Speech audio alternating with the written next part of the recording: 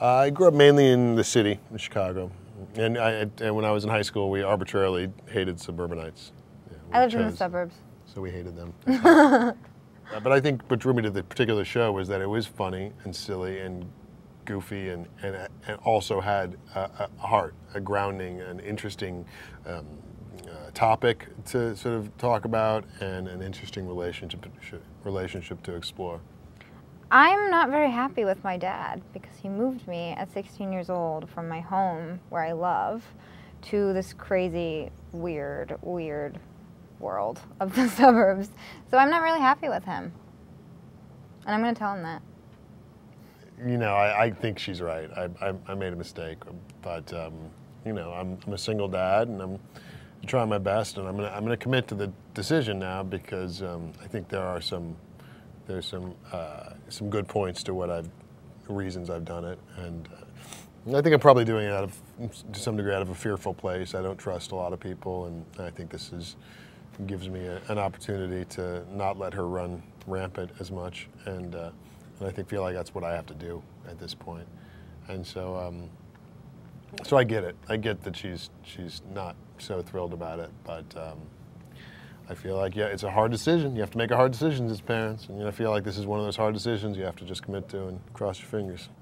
I actually relate to her style. She wears what she wants, and not because someone has told her to, or it's in a magazine, or because other people are wearing it. She wears what she likes, and I really like that about her. It's very eclectic. I think she gets her stuff from thrift stores, maybe some Goodwill, maybe, you know, some department stores, but it's a mix, and she just wears it because she likes it. I think, you know, right off the bat, we're obviously going to notice how superficial and, you know, catty, gossipy these women are, but I think at the root of it, they all have good intentions. They all want good things for their kids, but sometimes they lose sight of that because of, I don't really know, maybe there's something in the water in the suburbs that makes people.